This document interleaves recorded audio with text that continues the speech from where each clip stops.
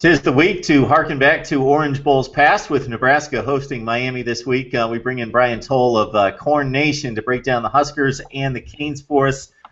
Hey, Brian, we talked a lot of Tommy Armstrong last week, Fresno State game upcoming at that point, and he delivered and played extremely well, and that's what we were looking for at that point. So before we talk about Miami coming up this week, just your thoughts about Fresno State with Armstrong in particular, but the entire offense and the defense as well. A lot of big plays from Nebraska. Ameer Abdullah had a long run. Jordan Westcamp had a long run. Demorne Pearsonell, who had Big Ten Special Teams Player of the Week with a nice little kick return for a touchdown. A lot of big plays for Nebraska. Took care of Fresno State. I was really kind of surprised Fresno State had issues that much, especially on offense. They really had one big play. The entire game was a long touchdown run by that quarterback. Really kind of surprised that Fresno State's talent level dropped down. You know, the two-time Mountain West, champions and 0-3 under DeRuyter, and not any three games were close. Good game that Nebraska needed to win in a convincing fashion with the way Fresno State especially ranked on defense, but now they're going to face the best defense they've faced so far this year, maybe the best run defense they're going to face all year in the Miami Hurricanes on Saturday night in Lincoln, and it's going to be interesting to watch this one, definitely. Yeah, so definitely upgrade in class here, especially on the defensive side of the ball. So Nebraska right now 5th in the nation in total offense after these 3 games against 3 inferior opponents. Tommy Armstrong, I don't know if you saw this comment that he made. Let me get it right. Right now, we know defense is better than they know themselves. We don't think anybody can stop us right now. Again, I think he needs to take in consideration who they played. I don't know if that statement's taken out of context, but that's a direct quote from Tommy Armstrong. Don't know if you saw that. That's very Bill Callahan-like, because Bill Callahan used to say defense will take what we give them, and oh boy, that kind of hurt. But they are playing well on offense. They do get a couple receivers back this week. They get Sam Birch and Brandon Riley back in practice. Birch is scheduled to play. Riley, we're not still 100% sure about. He has a hamstring issue. For the most part, they're pretty healthy. Zach Stirrup had a knee kind of bother him a little bit on last week offensively. Defensively, Greg McMullen just had a cramp. Really kind of as healthy as Nebraska is going to be for this game, as you can imagine. Getting Birch back would be huge. Definitely help out that wide receiver depth. And they're playing a team that Miami's 35th in America right now in total D, which doesn't sound great, but when you played the 123rd and 128th team in America in FBS and defense, that sounds like you're playing the 85 Bears. So definitely something to watch and see how. I think Nebraska is going to have an issue where Miami has just as much speed as they do. It's going to depend on how, especially on offense, how disciplined Nebraska is and what they do. When only the 3-yard plays there, take it, not try to make it more of it, and not try to take a play that maybe they just throw it away and try again and turn it into something that they shouldn't. Because Miami's definitely a team. They didn't play. I don't think Miami played great against Arkansas, and I don't think they played great against Florida International, but they played pretty well against Arkansas State, and especially like I said, their run defense. And what I told everybody yesterday was Ameer Abdullah can get 130, 140 against this run defense. Yeah, he should definitely be in your top 5. Because I don't think anybody else in America probably get that. Gurley, if Gurley could do that, he'd be in your top 5. Well, he is in your top 5. And it's going to be one of those things where Tommy Armstrong's going to have to pass better than 50% to win this game handily for the Huskers. Yeah, you bring up the idea of speed and athleticism, which you would think would go Miami's way. Nebraska is a pretty substantial favorite in this game. They are at home. They're a 7-point pick. Miami does have the true freshman at quarterback in Brad Kaaya, but now he's played 3 games, and he had a really good showing against Arkansas State with 4 touchdown passes and 342 yards. And Arkansas State's a pretty decent opponent. They do well in the Sun Belt and play FBS teams very tough, play Tennessee within 2 scores. So that I'm going to be interested to see what you just talked about with speed and athleticism when I watch these 2 teams play on Saturday night.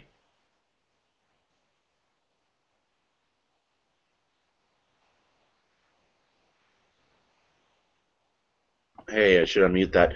A lot of the people from Miami have mentioned that Miami has that speed that Nebraska doesn't, and it's kind of surprising to me to hear him say that. And I don't just think that it's such a huge advantage over what Nebraska has. Because let's face it, Nebraska's probably one of the faster teams in the Big Ten. I mean, I don't know if that's really saying a heck of a lot, but definitely, Nebraska does have speed in the secondary, and probably one of their faster, wide receiver wise, probably not very fast, so that's fair to say. But as far as secondary wise, and especially a running back with Newbie and Ameer, they're probably just as quick as Miami could imagine. So it's gonna be interesting to see how that matches up pretty well. The one thing I'm interested in seeing when Miami has the ball is Nebraska has a really hard time, especially when misdirections ran against them. The linebacker crew for Nebraska, Zaire Anderson, Josh Banderas, David Santos. If you get them on skates, they're really easy to play against. We saw that last year against Minnesota. A lot of misdirection with the Gophers, especially play pass with the tight ends and such. Miami has a decent set of tight ends, but also Duke Johnson. And it's one of those things where Nebraska's defensive line has played pretty well, but if you can get the edge around there, you can make some pretty much damage. The Fresno State had their lone touchdown lone big touchdown last week on a zone read where a quarterback who really isn't that fast got around the edge and the backside wasn't caught by Nebraska's defensive line, and he was untouched down the sideline to a touchdown. So that's going to be interesting for me to see because Johnson's not going to be the guy that's going to be not taking advantage of that. Now, Brad Kaaya, Randy Gregory made a point Monday to say if we can rattle him, we can defeat this team, and it was interesting to hear that, and he's probably right. But being a true freshman, and let's face it, this is going to be the largest crowd that Miami's going to play in front of this year.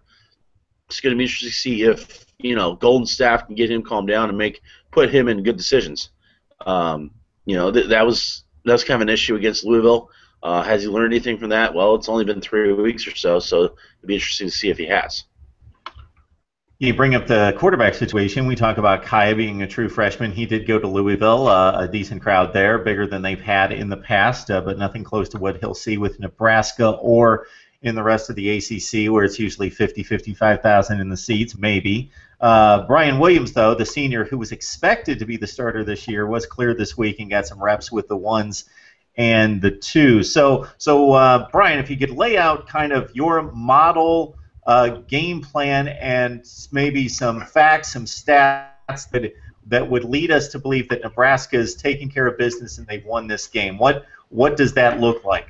Nebraska is one of the best in America at third downs percentage. They're only letting up 24% right now, and putting the Miami, if they're successful in putting Miami third and mid between like 4 to 7 every time, and making sure that Kaaya has to throw the ball.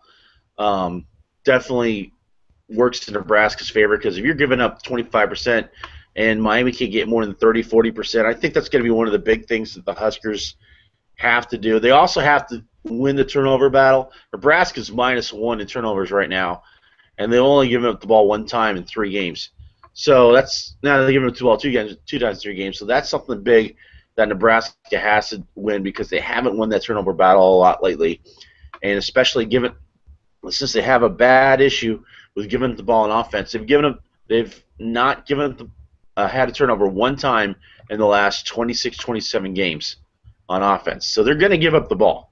That's it. They got to get it back just as much to have a chance. And and I talked about this to somebody yesterday. People, especially the fan base in Lincoln, they like to make these home games this big old revenge thing, and Miami's finally coming to our place. We're going to get them.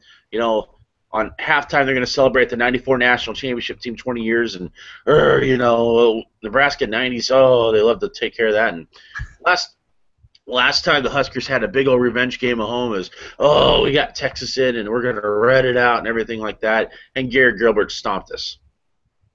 So wasn't there a similar spot last year when UCLA came in after what happened at the Rose Bowl? Yeah, and it's not even so much that both leagues actually really good when it comes to a yearly thing on revenge, quote unquote. UCLA was kind of an aberration to what this. This is more like a thing where Penn State came to town, and the first thing people will say is, "Oh, 1982 when he stepped out of bounds and cost us the national title." It's and you're just going, well, okay, whatever, and there always has to be for some people. Always has to be an angle for Nebraska fans. There has to be an angle for, oh, we'll get him back this time, And this is all the Orange Bowls, we had to endure and play in Miami in the Orange Bowl and the Rose Bowl where we got stomped in 2002 and such. And and this is the 11th time Nebraska and Miami's met, and the first time in the regular season since 1976. And Nebraska's really kind of owned them in the regular season. I think if I remember right, they're 5-1 or such like that against Miami in the regular season. 4-1 4-2. Sorry, 4-2. Because Nebraska's been owned in the bowl game wise by Miami. That being said, there's like I said, there's always got to be something that someone brings it up. So, I do expect the crowd to be in it on a Saturday night. If Nebraska can limit the mistakes and play a decent game plan where on offense they control the tempo, they control how long they're out there, and Tim Beck doesn't go rogue on us. There's always a comment called Rogue Beck, and that's Tim Beck, the offensive coordinator. Where we could be running it with Ameer Abdullah and look pretty good, and all of a sudden we call 3 passes in a row, and everybody's all scratching their head and wondering what the snot, if that can be avoided, in the fact that Miami's offense can be shut down a little bit, especially in the third down department where Nebraska's done pretty well in the nickel formation, then I think Nebraska definitely covers in 7-8 points. Miami probably wins if Nebraska's not very good with the ball. If Kaaya can get down and get some passes down. We haven't really seen this secondary be tested too much yet by Nebraska with new faces like Byerson Cockrell, Nate Jerry at safety, and Josh Kalu, a freshman at nickelback. We haven't seen him really tested yet. So if Kaaya can get the ball to like Barrios and Dorsett and those guys, we're going to see how well Nebraska can do in that aspect. If they fail that, then if they fail the secondary thing with Johnson's running, then it could be a score fest. And I don't know if the Huskers can survive a score fest with Armstrong's passing. I think Nebraska can control the game. They're good. If it gets to be a shootout, then quite honestly, I don't think Nebraska can handle it. Okay, Brian Towle of SB Nation's Corn Nation. Brian, I don't think anything can save the Big Ten at this point, but if there's a flag bearer left, it's Nebraska in this game against Miami, although I don't think the conference gets much back if they win this game, and those games have passed us by at this point. Yeah, I talked about this yesterday. Big Ten, this is more Nebraska personally wise wanting to win this game to keep themselves in quote unquote a national title hunt. Plus, if they win, plus another thing, Ameer Abdullah's Heisman candidacy really depends on whether Nebraska, wins out. If they're like a basic 8-4, 9-4 team, Ameer's not going to get to New York. If he's like they're 12-0, 11-1, heading into the first week in December where Big Ten championship's coming, that's when Ameer's going to be noticed a lot more. And definitely, he last year he had 1,800 yards and he wasn't even considered as a Heisman front runner. This year, if he has a season similar to it, and Nebraska has a better win-loss record, he's definitely going to get the consideration to go to New York to get to the stage at least and talk about himself, whether or not he wins it or not. And I think that's big for Nebraska because last time they were there was Ndamukong Suh, and Nebraska still wasn't a great team. They were still an 8-4 team that almost won the Big 12 championship, and they have to win for Ameer to get something out of it. That's just the bottom line. And as far as Big Ten wise, it helps a little bit if Nebraska takes care of Miami, more of a national thing. But what's going to happen is if they don't win, if Miami comes into Lincoln and wins, and it's just going to be another bullet to take down the Big Ten nationally, and that's just the honest truth. And respectfully so, I think Penn State and Nebraska. I still think Ohio State's pretty good. I think they're the three. Maybe Michigan State's the fourth best team. There's 4 good teams in that conference, and everybody else is fighting to go to the Texas Bowl and such on and so forth. So it's going to be interesting to see, what a victory or a loss will really do national-wise for the Big Ten. I think a victory doesn't make, let's take them seriously because it's Miami, but I think a loss definitely be like, well, this is Miami and Al Golden, he lost to Louisville and such, and that's what hurt. It's going to hurt a lot more if they lose more than it's going to help if they win, and that's just honest truth. No doubt about that. And Wisconsin also might have something to say in the Western Division there in the Big Ten. Yeah, maybe. Sure. All right, Brian, we know you've got a lot going, so going to let you go. Love the insight on Nebraska, Miami, so we'll catch up with you soon. Gotcha, man. Thank you very much.